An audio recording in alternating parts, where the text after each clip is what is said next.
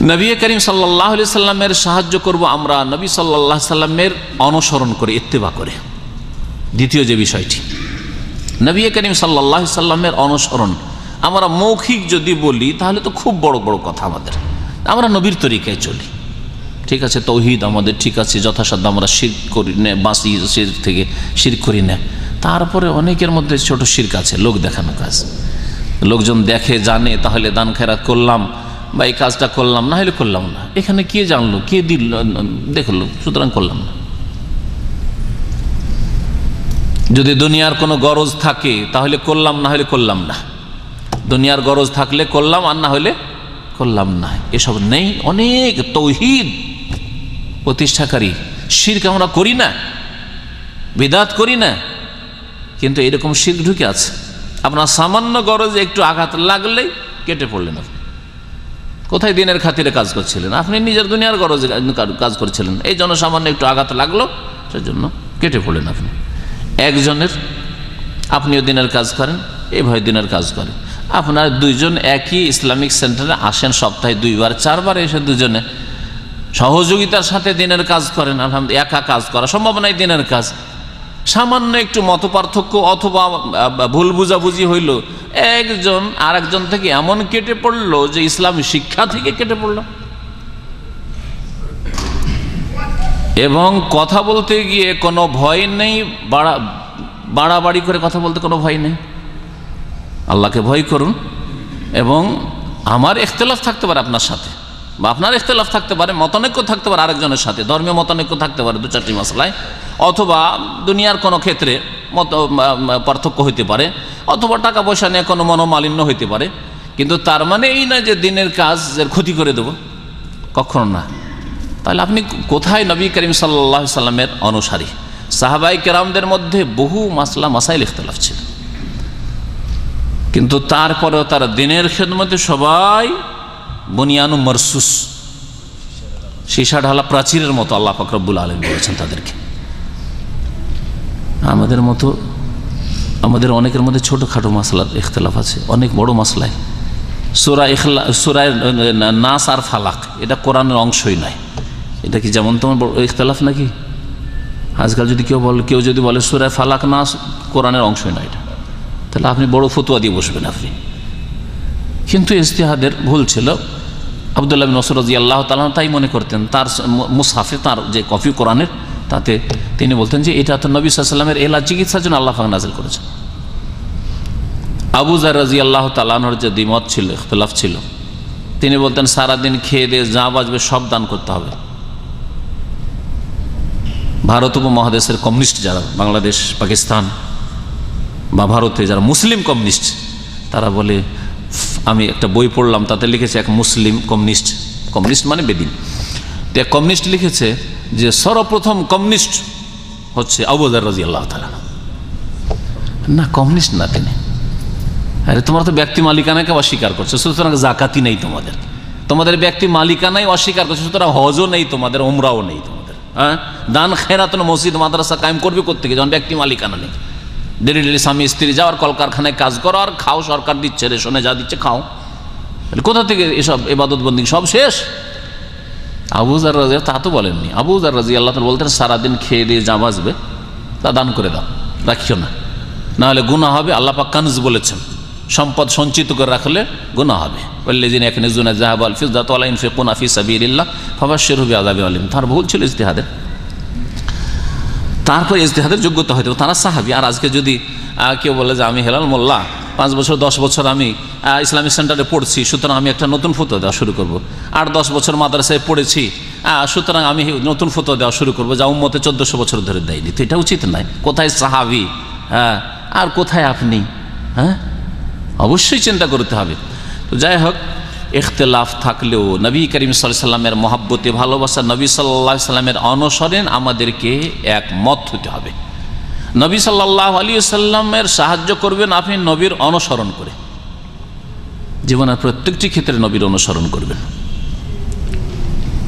আজকে যদি ব্যক্তি জীবনে কিছু অনুসরণ থাকে, মানে 5 ওয়াক্ত নামাজি, তো অনেক সময় জামাতেরই পরোয়া নাই, জামাতে নামাজ পড়েন না, জামাতে নামাজ পড়েন না। তাহলে কোথায় নবীর অনুসারী? অথচ নবী করিম সাল্লাল্লাহু আলাইহি ওয়াসাল্লাম নামাজে বিলম্ব হলে পেরেশান হয়ে যেতেন। আরে না ইয়া বেলাল, আরে না বিহা ইয়া বেলাল, হে বেলাল আমাকে শান্তি দাও নামাজ দিয়ে, তাড়াতাড়ি নামাজের আজান দাও, কি নামাজের সময় হয়নি নাকি? পেরেশান হয়ে যেতেন। ও জুইলাত কুররাতু আইনি ফিস সালাহ, নামাজ পড়লে আমার চক্ষু ঠান্ডা হয়। আর আজকাল ভোগ বিলাস লম্বা ঘুম দিলেই চক্ষু ঠান্ডা হয়। ঘুমের কোনো স্টপেজ নেই, একেবারে চলছে। রাত্রে ঘুমিয়ে আবার সকালে ঘুমিয়ে, বৃহস্পতিবার যদি ছুটি পান, শুক্রবার ছুটি পান, ঘুম দিতে দিতে এসে আমি বহু ভালো মানুষ, ইসলামিক ভালো মানুষ মানে এইরকম ভালো মানুষ, ইসলামিক সেন্টারে আসেন, দর্শ শোনেন, আর দেখি যাই নামাজ নিয়ে জামা মসজিদ নামাজ পড়তে যাচ্ছে। আমার তো আশ্চর্য লাগে এটা, যে আপনি ইসলামিক সেন্টারে এসে শিখেন আর যাই নামাজ নিয়ে মসজিদে যাচ্ছেন, মানে তার মানে আপনি এই অবস্থায় যাচ্ছেন যে আমি মসজিদের ভিতরে জায়গা পাবো না। তারপরে ডিমেরও হকদার না। ডিম বুঝেন তো, যে জুমার দিনে কয়েকটা স্তর আছে, 5 পর্যন্ত সম্ভবত, তো 5ম শ্রেণীর লোক যারা হবে তারা ডিম সাদকা করার নেকি পাবে। আর যে যাই নামাজ হাতে নিয়ে যাচ্ছে, যে মসজিদের বাইরে কোথাও রোদ্রে নামাজ পড়ে তাড়াতাড়ি টান দিব, তাহলে ও তো ডিমও পাবে না, ঘোড়ার ডিম পাবে। ডিম সাদকার নেকি পাবে না, ঘোড়ার ডিম পাবে, জিরো, কিছুই পাবে না। চিন্তা করেন এই অবস্থা কেন থাকবে? ফজর পরে শুইলেন আর 10:30 11টায় উঠে তাড়াতাড়ি করে এখন দৌড় দিচ্ছেন কেন? 9টায় উঠা যায় না? ডিউটির দিনে কি করে আপনি 8:30 9টায় 7টায় উঠতে পারছেন? তাহলে ওটা আপনাকে কতটুকু নবীর আপনি অনুসরণ করেন আপনি নিজে চিন্তা করুন। তারপরে অনেকে নামাজ পড়ে, মালিকের খাতায় নামাজ পড়ে, কফিলের টাইম হলে নামাজ পড়ে, মাগরিব বসা ঠিক আছে, আজান হইতে এক দোকান বন্ধ করে একেবারে এসে আবার সুন্নত পড়তে পড়তে ওইদিকে 10-5টা কাস্টমারও ছুটে যাচ্ছে, তারপর সুন্নত ছাড়বে না, কারণ কফিলের টাইম এটা। আর জোহরটা নিজের টাইম, গিয়ে ভাত রান্না করছে। বহু লোক আছে নিজের টাইম সেজন্য ভাত রান্না করছে, আসরটা নিজের টাইম সেজন্য শুয়ে আছে, খেয়ে দিয়ে ঘুমাইছে, ঘরেই নামাজটা পড়বে, জামাত ছেড়ে পরে নামাজ পড়বে। তাহলে ইত্তেবাই নবী কোথায়? নবীর অনুসরণ কোথায়? সুবিধাবাদী। আজ পর্যন্ত অনেক নামাজিকে পারা গেল না যে টাকনার নিচে কাপড় গেলে জাহান্নামে যাবে। এটা নবীর হাদিস নয়, নবীর হাদিস নয়। তা আপনাকে যদি বলি যে আপনি এই নবীর হাদিস সম্পর্কে আপনার ভূমিকাটা কি, হয় মানবো না হয় মানবো না, দুইয়ের এক না, না মাঝামাঝি একটা কিছু আছে? মানবো, তাহলে তো আপনি জাহান্নাম থেকে বাঁচলেন। আপনি টাকনার উপরে কাপড় উঠিয়ে নেন, কাটেন তাড়াতাড়ি, টেলারের কাছে গিয়ে আর টাকনার উপরে কাপড় উঠিয়ে নেন। সারা দুনিয়া আপনাকে অভদ্র বলুক, ফাস্তাবে মা তুমার, আল্লাহর পক্ষ থেকে আদেশ হয়েছে খোলাখুলি তুমি পড়ো, এই ইসলামিক লেবাস পড়ো। ও আরে জানেন মুশরিকিন, এ পাপিষ্ট মুশরিকদের থেকে মুখ ফিরে নাও, কে কি বলছে দেখো না। এটা হওয়া উচিত নয়? তাহলে দুইয়ের এক হওয়া উচিত, হয় নবীর অনুসারী। নবী করিম সাল্লাল্লাহু আলাইহি ওয়াসাল্লাম বলেছেন মা আসফালা মিনাল কাবাইন মিনাল ইজারি ফিন্নার, টাকনার নিচে কাপড় গেলে জাহান্নামে যায়, আমি জাহান্নামে যাব না। আমি নামাজ পড়ছি জান্নাতে যাওয়ার জন্য, আমি হজ করছি 4000-5000 রিয়াল খরচ করে জান্নাতে যাওয়ার জন্য,